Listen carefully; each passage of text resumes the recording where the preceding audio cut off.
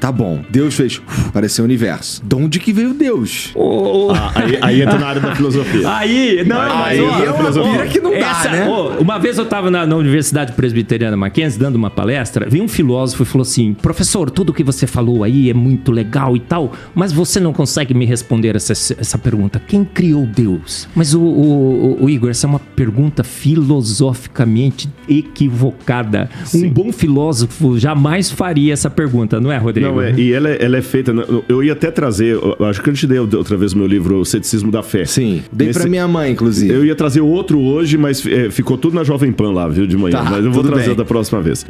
Aí entra na área da filosofia. Permita-me falar o nome Big Bang aqui para me referir apenas ao start inicial do universo. Claro. Sem entrar nos pressupostos químicos e físicos, que não é minha área. O que havia antes do Big Bang? Ou seja, desse start inicial? O nada. É o nada absoluto. Porque um ponto de comum acordo entre ateus e design inteligente, eu acho que qualquer um concordaria comigo no sentido seguinte: antes do ponto inicial do Big Bang, não havia gravidade, não havia tempo, não havia espaço. Não tinha nada. Não tinha nada. Era o nada absoluto, tá certo? Mas aí vamos partir de uma questão filosófica que é repetida por vários, desde Parmênides na Grécia Antiga, que os latinos traduziram como ex nihilo nihil fit, do nada, nada se faz. Se não havia nada, por que hoje há algo ao invés de nada? Então, é mais lógico supor que havia algo. Agora, esse algo que havia, para formar tudo que existe, tem que ser um algo que não está preso ao tempo, porque o tempo veio depois dele. Esse algo não pode estar preso ao espaço, porque o espaço veio depois dele. Ele não pode estar preso à gravidade, ele não pode estar preso a nada. Então, tem que ser um algo que seja, no sentido do nosso tempo, atemporal. Não que ele não tenha um tempo próprio dele, mas esse tempo aqui teve um começo, então ele tem que existir antes. Então, ele não pode ser temporal, ele não pode ser espacial, porque o espaço não existia. Ele não pode ter começo, porque ele começou todas as coisas. Então tem que ser seja lá o ET que fez tudo isso, ele tem que ter essas qualidades. Ele tem que ser um ser dotado de vontade, porque ele resolveu fazer tudo. Ele tem que ser um ser dotado de design, porque ele criou coisas com desígnio. Ele tem que ser um ser dotado de inteligência, porque ele criou com inteligência. Esse ser, então, não pode ter sido criado por nada, porque se ele foi criado por nada, a única coisa que eu faço do ponto de vista filosófico é deslocar a pergunta mais pra trás. E mais pra trás. E eu vou cair num ad infinitum absurdo. Eu tenho que obrigatoriamente chegar a 2 caminhos, não tem 3. Aliás, 3 caminhos. Ou eu acredito que a matéria e tudo que existe veio do nada, e me perdoe. Aí vem o meu limite. Isso não é científico. Porque, mas é provado. Não, então vamos falar de método científico agora. Eu vou até pedir licença para entrar na sua área. Eu li muito, desde os primórdios do método científico lá com Francis Bacon, depois as leis de Stuart Mill. O método científico, ele tem que ser replicável, ele tem que ser observável, ele tem que ser visto em laboratório, ele tem que ser falseável. Por exemplo, até desse exemplo hoje de manhã.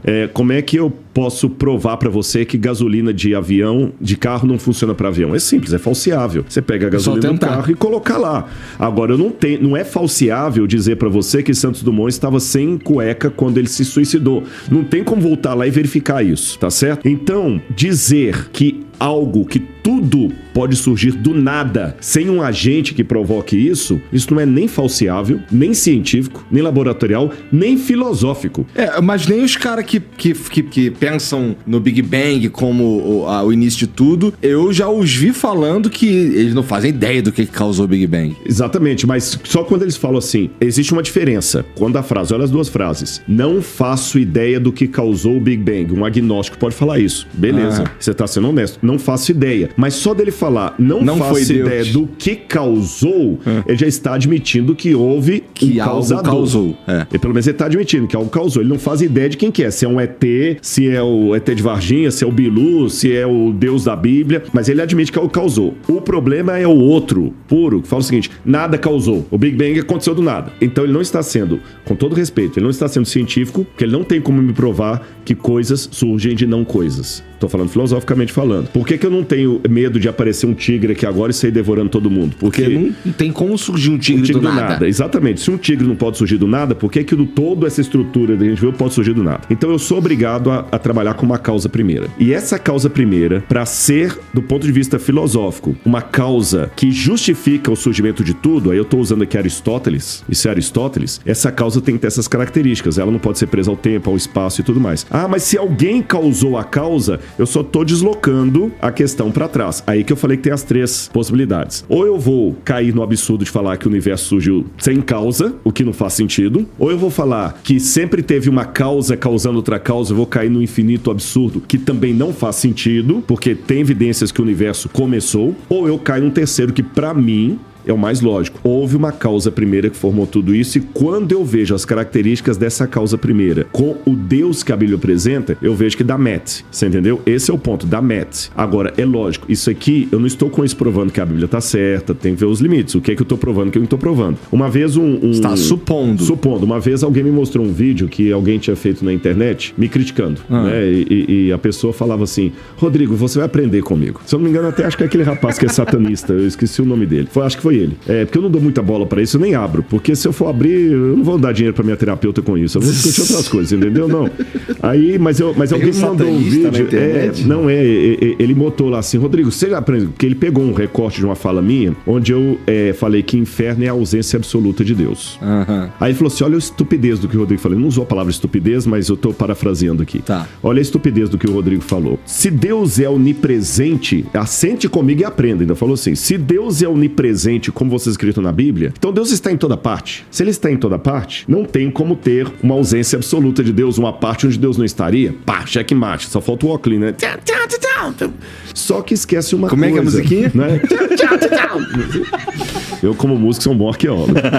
Mas aí o que acontece? Só que ele esquece de uma coisa. Ele está pensando Deus. Esse é o problema. Alguns confundem Deus com o ídolo. O Deus da Bíblia que eu tô falando, que é o causador de tudo mais, não é o Odin do Thor, nem o Zeus dos gregos. É um outro Deus. O Zeus do grego faz sentido o que ele disse. Aliás, nem faz sentido porque isso também é limitado. A pessoa pensa que tudo no universo se delimita a altura, profundidade e largura. As 3 dimensões. Que é o que a gente consegue compreender. Exatamente. Dizem que tem uma quarta, que é o tempo, que nós temos uma percepção dele, mas não conseguimos segurar. Um controle. Mas existem físicos que falam que tem 11 outras dimensões, que nós nunca vamos compreender. Se existem 11 outras dimensões, ficar colocando Deus dentro da caixinha de um ser com altura, profundidade, largura, para falar o seguinte, não pode existir um espaço que Deus não esteja porque ele é onipresente, é não entender o que é Deus. É pensar que Deus é uma coisa, um ser de barba branca, você tá entendendo que o pessoal colocou lá? Não, esse Deus até... Europeu. Europeu, branco, como é que fala? Branco chauvinista, patriarcal, né? Não, essa é a imagem antropomórfica de Deus. E mesmo a Bíblia, eu vou apresentar para vocês uma coisa que talvez surpreendê-los aqui. A Bíblia traz um paradoxo de Deus. Qual que é o paradoxo? E lembrando que, Igor, paradoxo em filosofia, na sua área eu sei que é um pouquinho diferente. Em filosofia, paradoxo não é necessariamente contradição. Pode parecer que é a mesma coisa, mas não é. A contradição é uma coisa ilógica. É eu falar que eu estou aqui e não estou. Isso é contradição. O paradoxo são quando 2 situações opostas convivem no mesmo ambiente. A física quântica está cheia de paradoxos. A física quântica está cheia de paradoxos. O mesmo elemento aparece aqui, aparece lá. Onde é que ele está, afinal de contas? Então Deus não é contraditório, mas ele é paradoxal. E no paradoxo de Deus, tem um vazio humano com forma de Deus muito interessante. Quando eu falo vazio com forma de Deus, Karl Rahner falava disso, existe uma busca do sagrado. Eu até brinco com alguns amigos ateus que eu tenho muitos amigos ateus, que eu falo o seguinte, olha, a oração que um ateu pode fazer sinceramente é, Senhor, que tu existas. Porque, cara, vamos abrir o jogo aqui, eu não quero pregar pra ninguém não, mas se Deus existir, Igor, é a melhor coisa desse mundo, cara. Eu também acho. Você tá entendendo? Se ele existir como eu tô pensando que é pela Bíblia, porque imagina um dia que não vai ter mais, eu não vou mais ter que conjugar criança e leucemia na mesma frase, você entendeu? Você sabe que as suas filhas vão viver pra sempre. Agora, se esse Deus não existe, vamos botar as cartas na mesa? Por mais que a pessoa tenha, eu estou muito bem resolvido com a minha descrença, eu não tenho medo se Deus não existir. Tá bom, recebe uma notícia de câncer da sua filha, eu quero ver onde é que tá essa sua autoconfiança. Vai por água abaixo, você tá entendendo? Recebe o laudo que a sua filhinha única tá com leucemia. Eu quero ver essa sua confiança. Vamos abrir o jogo. Se Deus não existe, aí eu concordo com Fernando Pessoa. O que é o ser humano? Senão besta fera, cadáver adiado que procria. Então essas filhas lindas que você tem, um dia vai virar pó da terra, vai envelhecer, morrer, ou você vai morrer antes ou sua esposa antes, alguém vai deixá-las. Sabe, ontem mesmo eu perdi um pastor amigo meu, tá sendo velado hoje lá no NASP enquanto eu não tô aqui.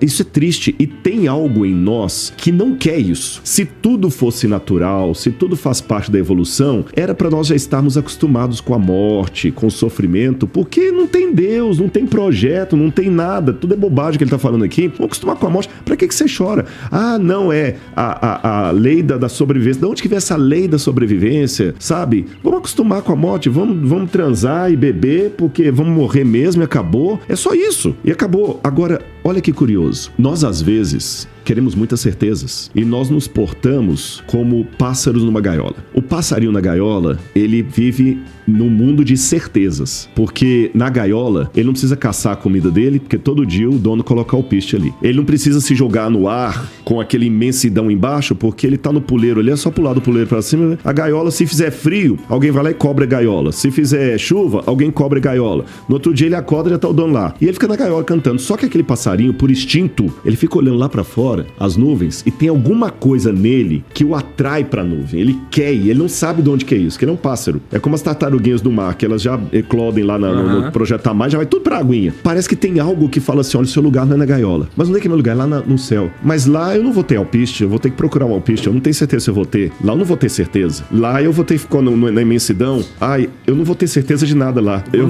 Não vou ter certeza de nada lá. Mas eu queria tanto estar lá. Mas como eu não tenho certeza de nada lá, eu prefiro ficar dentro da gaiola. Obrigado. E ele canta todo dia triste, convencido de que a gaiola é tudo que ele tem, mas o coração dele tá pedindo pra voar. Nós somos como o pássaro na gaiola, nós somos como as tartaruguinhas do Projeto Tamar. Nós eclodimos do ovo procurando uma praia que muitos ateus insistem que não existe. Nós somos como pássaros, cheios de certezas na nossa gaiola científica. Não, aqui eu consigo mensurar, porque que o alpiste, ou seja, a quantidade é tal, ele está ali, o alpiste vai chegar todo dia essa hora, mas tem algo em mim que pede, Senhor, pelo amor de Deus, que tu existas, porque eu não quero perder minha filha pro câncer.